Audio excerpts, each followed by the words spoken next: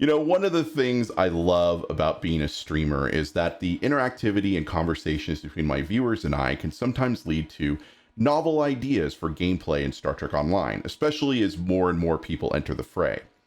Streaming helps me to get to know a variety of players out there that are interested in the game, from newbies to veterans and everybody in between. You know, the one constant that stands out to me is that for the average player, we just like to keep it casual. So keeping this in mind, today, I'm going to present the first in a series of builds called Continuum Casual. So let's jump into that, all right?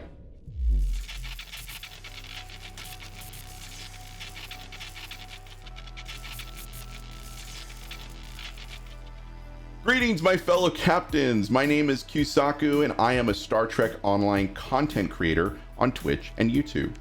I stream weekdays and some weekends on both platforms, but no matter where I am, you can always use q.stream to find me when I'm live.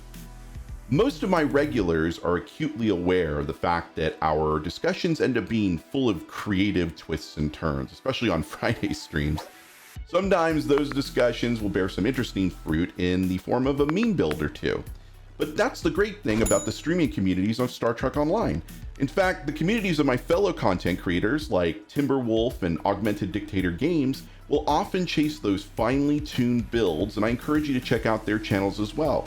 Links will be in the description below. I, on the other hand, do not consider myself even close to being an expert player. I've merely been a fan of Star Trek since I was 6 years old, and that love has transferred en masse to Star Trek Online, where I've grown to appreciate the care and dedication put into the in-game lore, the missions, and the content. I play both Federation and Klingon characters, although I will admittedly be a Fedi at heart, but I'm not a completionist by any extent. I'm not looking to find fame on the top 10 list of the DPS leaderboards.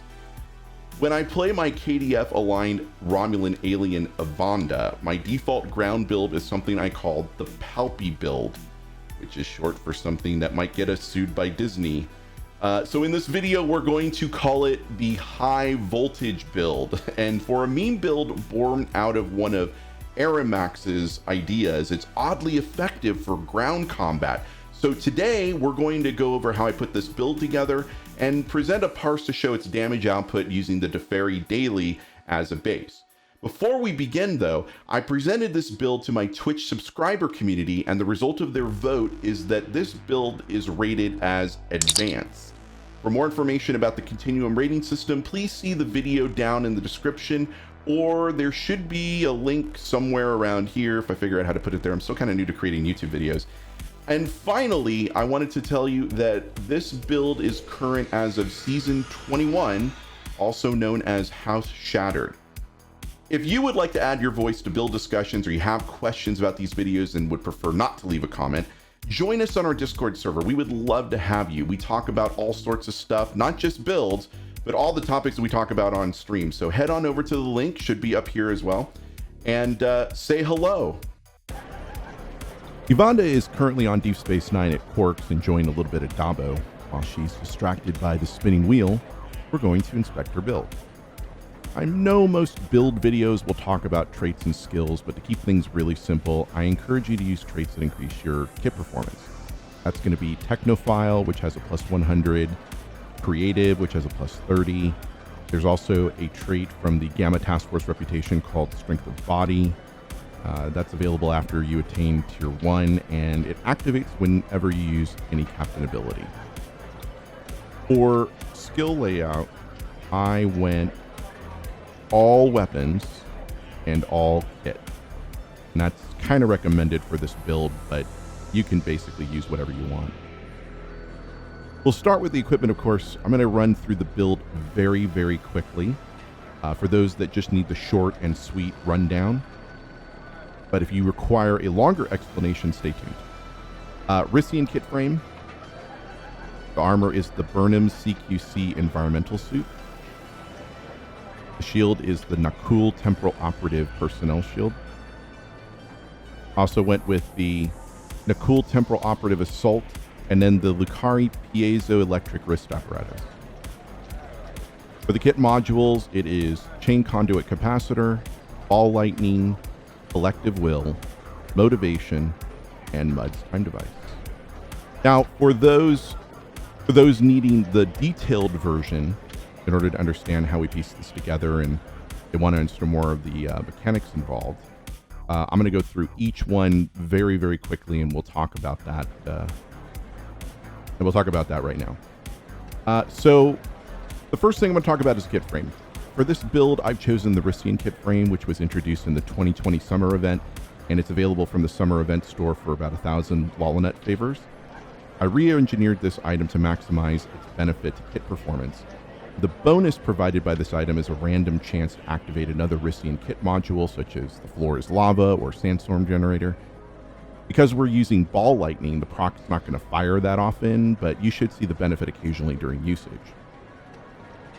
For armor, I'm using Burnham CQC Environmental Suit because it provides a 10% critical chance and physical damage boost, as well as a 40% critical severity, but it also has a rather broad spectrum of damage resistance and plus 100 to willpower, which raises your resistance to ground control effects like cold, stun, brood, flow, etc. Being an EVA suit also means that I can take on enemies that use like gas attacks or exist in hostile environments like Bolians on Nukara. This suit is available as a craftable reward from the Discovery Legends reputation. It's available once you reach tier 5. The Nakul Temporal Operative Personal Shield provides some energy damage reductions and, more importantly, the Time Slip passive ability. It's going to fire once a minute. Time Slip is the distortion field that the Nakul use in missions and TFOs that give them the immunity until you take out the temporal distortions, and then that cancels the effect. Coupled with that shield is the Nakul Temporal Operative Assault, which provides a 2-piece set bonus Agent's Training. And that bonus gives you another 2% boost to critical chance and a 30% boost to critical severity. And the rifle's really only included in this build for its passive effects. I didn't even bother upgrading the rifle since I'd never really intended to directly use it. Both the shield and the rifle are rewards from the mission, the Temporal Front from the Future Proof arc. You will need to run this multiple times once to get each item. There's 3 total in the set. And finally, the Lucari Piezo Electric Wrist Apparatus. This is essentially the closest thing you're going to get to the Jedi Lightning attack. It is a pure electrical damage weapon, and if you have tier 6 unlocked, you get a +2 bonus all damage. Okay, so now we're going to get into the kit modules, and I'm going to start from left to right. First, there's the Chain Conduit Capacitor. This is going to fire an electrical damage attack on your target, which will then spread to nearby targets within 20 meters. Once it hits the maximum reach, it'll fry your chain targets at the same time. This module was originally available through the Kelvin Timeline Lockbox via the Kelvin Divergent Modules pack, but it's now available via the Infinity Lockbox. Next, from the 2020 summer event worth 1,000 favors, is Ball Lightning. I personally love all of the elemental effect modules from this event, but for this build, we're using this one because it fits with the theme. This module will produce like 4 large balls of lightning that will move in a random fashion and produces an electrical AoE attack. The closer the enemies are, the more damage they take. From there, the third is Collective Will. This module is basically a direct damage attack on a single target, but the electrical damage output scales with the number of allies you have nearby. Plus, it's just an awesome visual to see, and this one's also available via the Infinity Lockbox. The fourth kit module we're using for this build is Motivation. This module provides a more critical chance, but it applies to your entire team and provides a little bit of a heal every time you land a critical hit on your target.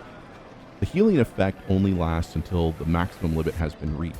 And this is another lockbox module, first out of the Zindi Amphibious Lockbox, but it's since been moved to the Infinity Lockbox. Lastly, we're using MUD's time device. This is only here to provide a safeguard against death. Unlike the other modules, this one is not affected by the kit performance skill, so you're not going to see any improvements over stock performance. But having a 30-second window of turning lethal damage into a heal or restore to a point when you activate it is pretty nice, especially if you're caught in a situation where Time Slip from the Cool Shield is on cooldown.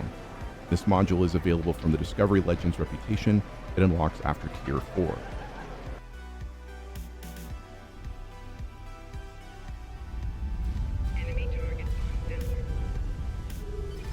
When we built this ground build, I didn't quite expect it to be anything more than like a gimmicky or meme build, and we put it together on stream because it was a fun idea in collaboration with the community.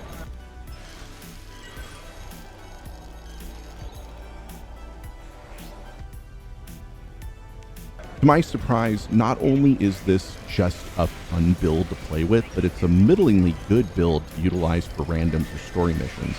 I wouldn't recommend this for PvP or competitive content, obviously. I mean, it doesn't really perform all that well in binary circuit, for example.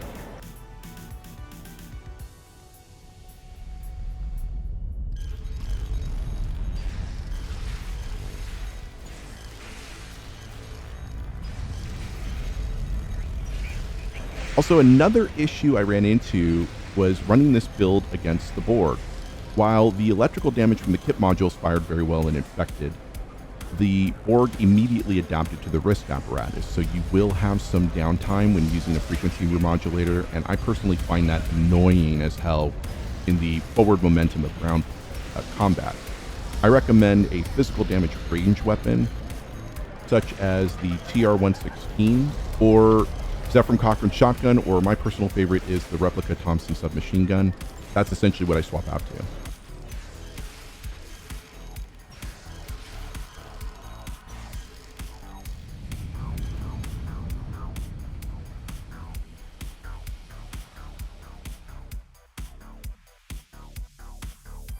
As you can see on this run, which was parsed by my fellow STO streamer Stu1701, it's not bad, but it's not going to put you on any DPS leaderboards either.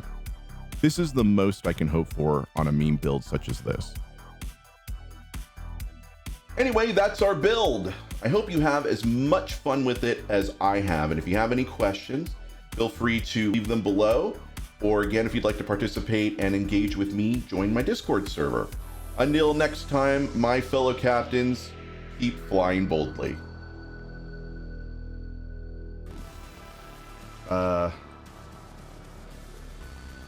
Why can't I not go to space dock? Because you're on a KDF, Tim. Oh, god damn it.